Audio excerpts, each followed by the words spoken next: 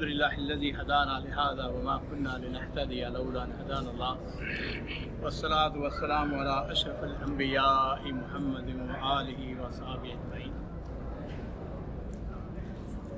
अल्लाहुम्मा रब्बि इश्रह ली सदरी व यस्सिर ली अमरी वहलुल उक़दतम मिन लिसानी यफ़क़हू क़ौली। अम्मा बअदु फ़अऊज़ु बिल्लाहि मिनश शैतानिर रजीम। बिस्मिल्लाहिर रहमानिर रहीम। मुहम्मदुर रसूलुल्लाह वल्लज़ीना माअहु अशिद्दाउ अलल कुफ़्फ़ार रुहमाउ बैनहुम। मुअज़्ज़ज़ हज़रात, नबी करीम सल्लल्लाहु अलैहि वसल्लम के तमाम सहाबा कराम, उनकी शान, उनकी इज़्ज़त, उनके अंदर कुछ खूबियाँ थी, बेपनाह खूबियाँ थी। और कुछ नबी अलैहिस्सलाम ने उनकी तरबियत इस तरह की कि खुद नबी अलैहिस्सलाम की मस्जिद नबवी एक मदरसा थी, एक यूनिवर्सिटी थी। और उस यूनिवर्सिटी से जो निकले हुए सहाबा कराम थे, उनके क्या कहने। एक एक सहाबी बहुत ही ऊंचा, बहुत ही आला मुकाम रखता है। ये जो सूरह फतह की मैंने आयत आपके सामने पढ़ी है, इस आयत के अंदर भी अल्लाह ताला फरमा रहे हैं कि मुहम्मद रसूलुल्लाह, मुहम्मद अल्लाह के रसूल हैं। वल्लज़ीना माअहु अशिद्दाउ अलल कुफ़्फ़ार, आपके जो साथी हैं उनकी दो खूबियां इस आयत के अंदर बयान की गई।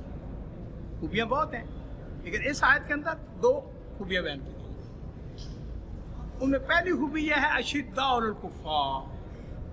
जब कुफर का मामला आता है तो काफिर कुफर के मामले में बड़े सख्त, रुहमाउ बैनहुम, लेकिन अपने में आपस में जब मामला आता है तो बड़े रहीम, बड़े करीम, एक दूसरे के साथ मोहब्बत करने वाले, शफकत करने वाले। और मेरे माँ बाप कुर्बान हो, नबी करीम सल्लल्लाहु अलैहि वसल्लम ने हमें कुछ असूल बताए हैं, कुछ तरीके, कुछ आप कह लीजिए कुछ गुर बताए हैं कि हम आपस में एक दूसरे के साथ मोहब्बत कैसे कर सकते हैं। और उनमें एक चीज़ अजीजो ये है, साथियों की कदर करिए, साथियों की इज्जत करिए। खुद मेरे माँ बाप कुर्बान हो, नबी करीम सल्लल्लाहु अलैहि वसल्लम अपने साथियों की बेहद इज्जत करने वाले, बेहद उनके साथ मोहब्बत करने वाले, उनकी कदर करने वाले। आप सब जानते हैं यहाँ पर अल-बाहा, ये बड़ा पुरफज़ा एक है, अबहा, अबहा से पहले अल-बाहा ये शहर है। इससे अगर आप मगरब की तरफ जाएं कमोबेश, तो तकरीबन 80 किलोमीटर के फासले पर एक बस्ती है।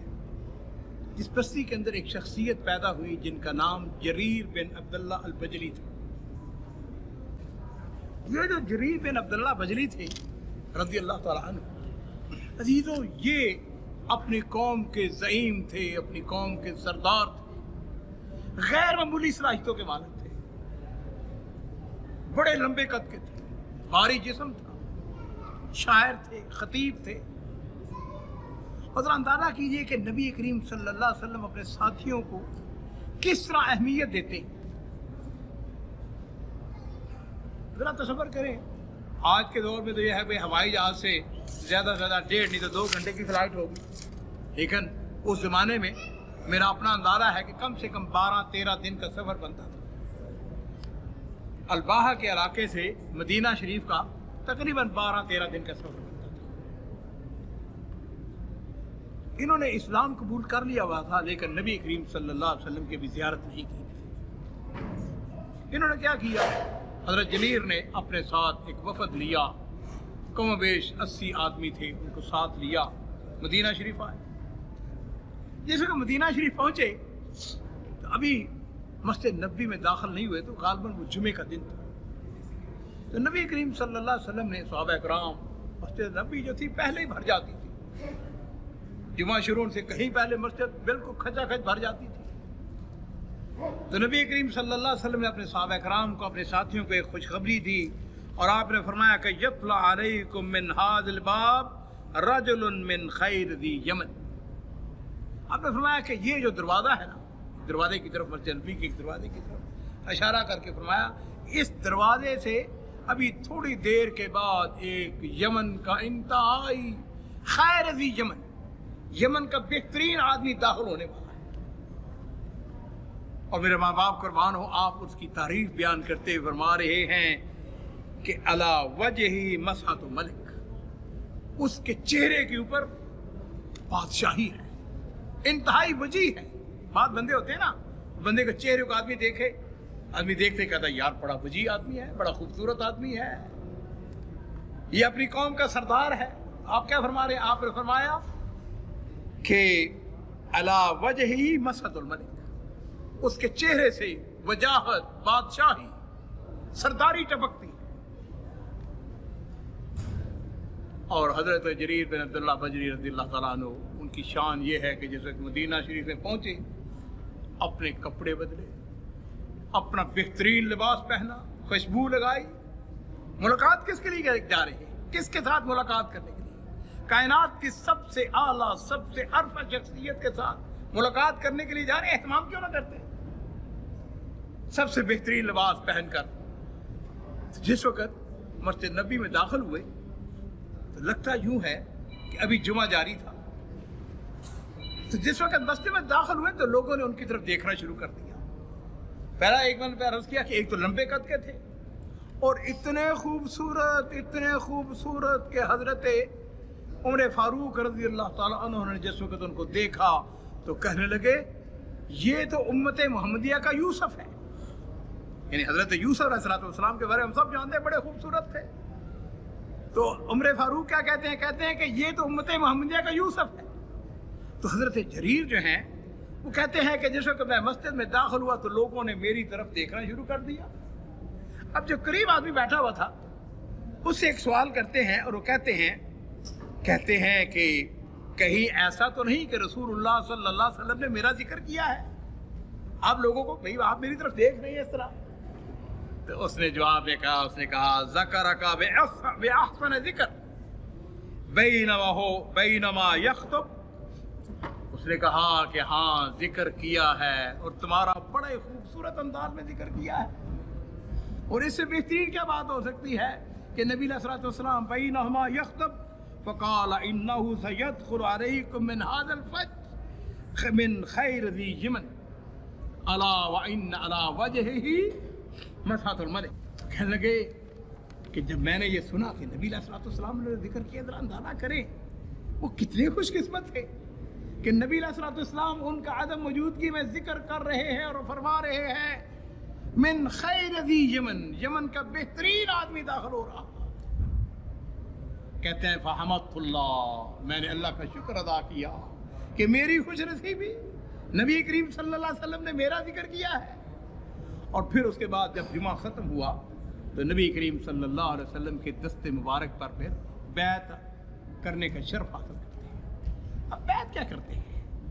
ذرا الفاظ کے اوپر غور کیجئے۔ کہتے ہیں بایعت رسول اللہ صلی اللہ علیہ وسلم علی اقامت الصلاۃ و ایتاء الزکوٰۃ والنصح لکل مسلم، میں نے نبی کریم صلی اللہ علیہ وسلم کے دست مبارک پر بیعت کی علی اقامت الصلاۃ، میں نماز کو قائم کروں گا، و ایتاء الزکوٰۃ، اور میں زکوٰۃ کو ادا کروں گا، والنصح لکل مسلم، میں ہر مسلمان کے ساتھ خیر خواہی کروں گا۔ چونکہ یہ اپنی قوم کے سردار تھے، زعیم تھے، اس لیے ان کی ایک اسپیشل چیز کہ ہاں تو نے اپنی قوم کا تو زعیم ہے، لہذا ہر اپنے مسلمان کے ساتھ تو نے خیر خواہی کرنی۔ اب دیکھیے ان کی زندگی کے بہت سارے واقعات ہیں، لیکن اس میں سے ایک بات جو ہے، ایک وقت گزرا اپنے غلام کو کہنے لگے جو جا کے میرے لیے گھوڑا خرید کے لا۔ وہ گیا، اس نے جا کے گھوڑا خریدا۔ تو گھوڑا اس نے خرید کے جب لایا تو گھوڑا دیکھا بڑا شاندار گھوڑا ہے۔ کہنے لگے اچھا یہ بتاؤ، اپنے غلام سے کہنے لگے کتنے کا گھوڑا خریدا؟ اس نے کہا میں نے حضور 300 درہم کا گھوڑا خریدا ہے۔ کہنے لگے نہیں یہ 300 درہم کا گھوڑا نہیں ہے۔ عام طور پر کیا ہوتا ہے ہمارے یہاں اگر کو ہوتا کہتا یہ تو اتنا مہنگا خرید کے لے آیا ہے۔ کہنے لگے نہیں یہ 300 درہم کا نہیں ہے، یہ اس سے زیادہ قیمت کا ہے۔ اور پھر اس سے سوال کرتے ہیں کہ یہ بتاؤ کہ تو اس آدمی کو جانتا ہے جس سے تو نے گھوڑا خریدا ہے؟ اس نے کہا میں جانتا ہوں۔ کہنے لگے چلو مجھے اس کے پاس لے چلو۔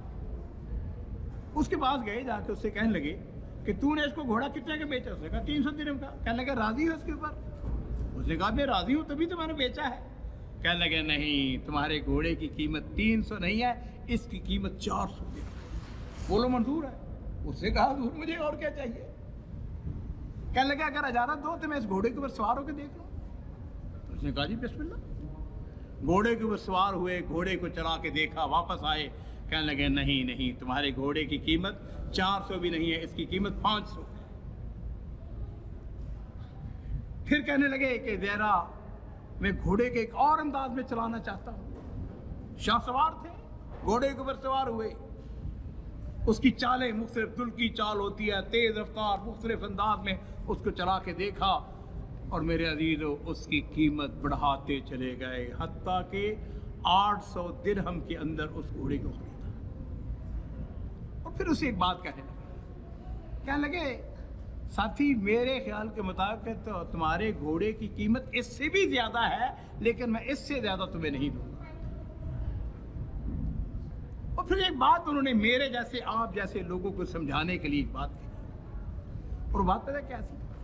कहने लगे ये मत समझो कि मुझे कोई जुनून है, मैं पागल हूँ, मैं दीवाना हूँ कि मैंने 300 का वो ख़रीद के लाया। असल में उस बेचारे को अपने घोड़े की अहमियत का, उसके घोड़े की कदर व कीमत का इल्म नहीं था, लिहाजा मैंने उसकी कीमत बढ़ाता चला गया। फिर एक और बात उन्होंने कही, और बड़ी ज़बरदस्त बात कही। कहने लगे बात ये है, न मुझे जुनून है, न मैं दीवाना हूँ, न मैं पागल हूँ, न मैं उर्फ़ आम में बेवकूफ़ आदमी नहीं हूँ मैं। मार के कहने लगे कि बायात रसूलुल्लाह सल्लल्लाहु अलैहि वसल्लम अला अकामतिस सलात व ईताइज़ ज़कात व नुस्ह लिकुल्लि मुस्लिम। मैंने नबी करीम सल्लल्लाहु अलैहि वसल्लम के दस्ते मुबारक पर बैत की है कि मैं नमाज को अदा करूँगा, ज़कात को अदा करूँगा, नमाज पढ़ूँगा, ज़कात अदा करूँगा, और हर मुसलमान के साथ खैर खाही करूँगा। वो बेचारा आदमी अपनी कीमत को, अपनी जो घोड़ा था उसकी कीमत को उसको अंदाज़ा नहीं था, लिहाजा उसने कम कीमत को उसको बेच दिया। उसके साथ खैर खाही का तकाजा क्या था कि मैं उसकी कीमत बढ़ाता चला जाऊँ। मेरे अजीज़ों, कि वो अजीम शख्सियत है। वो कहते हैं कि माँ हजबनी रसूलुल्लाह सल्लल्लाहु अलैहि वसल्लम मुन्ज़ु अस्लमतु वला रआनी इल्ला तबस्सम अला वजही।